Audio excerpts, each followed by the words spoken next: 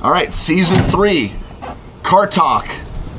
First guest, Jaycee Horn. Well, it's kind of a rainy day. We're actually going to be circling all the way back because we're going to start working out in the building here today.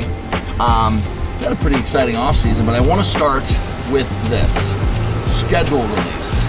Yes, okay, sir. one of the biggest dates on the NFL calendar, certainly the off-season calendar. Mm-hmm. What do you look for in a schedule release when it comes out? Like, what are the things that you're looking at?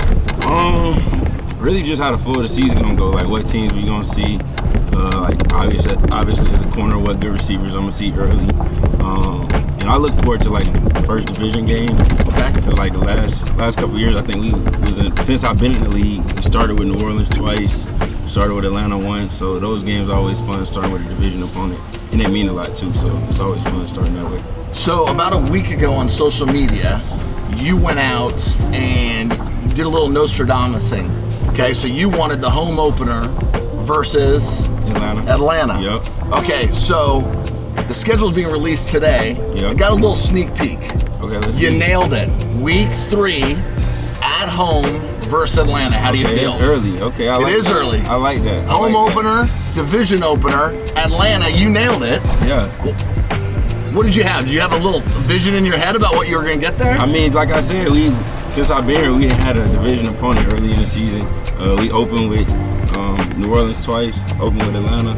So, I figured it'd be Atlanta or Tampa Bay or somebody like that. So I just went with Atlanta. So Does that have anything to do with just kind of being Southeast kid, Georgia? Yeah, definitely. Does that game feel a little bigger for you? Yeah, it does. Just because, especially when we play in Atlanta, just because I have so many family and friends there. And they all Falcons fans. So, it's always fun when I get to play at home. Do you have more fun playing Atlanta now in Charlotte, or would you actually rather just go there? I would say there, but we always win when we play them here for some reason. There you go. And so we got him as our home opener, so that's probably a pretty good sign. Yeah, that's all right. So when I look at it, I'm always looking for where the cold weather games are. Yeah. Do you ever worry about that at all? Because Yes. my hands get cold when we get out there. Do you have any concerns about that? I seen we had Green Bay on the schedule, so I don't know. I'm hoping that's not in like January or December. We're not up there freezing, but if we are playing them in January and December, we're gonna go get a win. Okay, so we're gonna get another live reaction because I know when we play Green Bay. Okay, when? November 2nd. How do we feel? Is that good? It's gonna be freezing, bro. No, it's not November. It's gonna be freezing, but you know what I'm saying? I'm looking forward to it. See, now I'm from Phoenix, so Yeah. we're used to warm weather. But November in Green Bay, I spent 1 year in Green Bay. Okay. November in Green Bay is not bad. What the weather looking like around there? It'll be 45, 50 degrees. We might get a little wind, might get a little rain. That's good. Right? Yeah. Now, we've played games in December in Green Bay. That's what you're trying to avoid. The Yeah. -5. Yeah, it's rough out there. It's rough out there when it's that cold, man. It's hard to move, it's hard to think, it's hard to do anything in that type of weather. When we go on road games, do you have like a preset like schedule routine? Are you trying to go out to dinner? Do you stay in? What are you typically doing the night before a game? Most of the time I'm staying in unless, my girlfriend or my mom or family come to the away game. I'll probably go get something to eat with them, but if they don't make the trip, then, I'm in the room chilling, watching film. Like, towards the back end of the week is where I do a lot of my film watching. So, so Saturday I'm in the room all night watching film for the most part. So I'm not superstitious. Don't have no set schedule for away games, but just a lot of film watching. So I'm ready on Sunday. So you've had a really awesome offseason. Obviously, big contract extension. We're super excited. I'm sure you're thrilled to know you're gonna be a Panther for a really long time. Yes, sir. I gotta ask you, like, what was the way you treated yourself right after signing the contract? Was it a particular dinner? Was it a gift to yourself? Was it a gift to somebody else? How did you think, hey, this is how I want to celebrate a big moment in my career? I'm trying to think what I did that day. I was in Los Angeles training, and my agent gave me the card. We got it wrapped up before the news broke. That day we just treated it like a regular day. I was literally on the way to working out when I got the news. I worked out, left, we went to eat, and went back to the Airbnb, and like we didn't even do nothing that night, bro. We was just chilling. That's the most boring celebration. Me and my bros was chilling, man. I went out to eat with my family and stuff when they got back. Went out with a couple of my friends like a week later, but yeah, that day it was a normal day for me. I was chilling. Did you have any interest in like negotiating the contract or being a part of it? Were you trying to stay away from it? I was trying to stay all the way away from it. You know, I know my agent is one of the best in the game, and you know, I felt like I put the tape out there, so I want to let them handle all that, man. I wasn't getting into the numbers or none of that. Was there any temptation at all? Nah. I was chilling, man. I was chilling.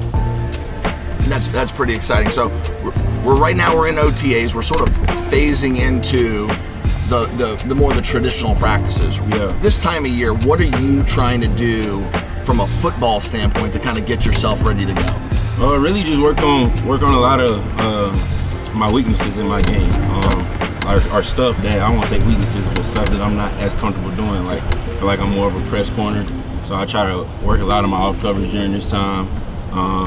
Obviously, when I get to the season, I rely on my bread and butter. But okay. You know, I try to get better in my off coverage.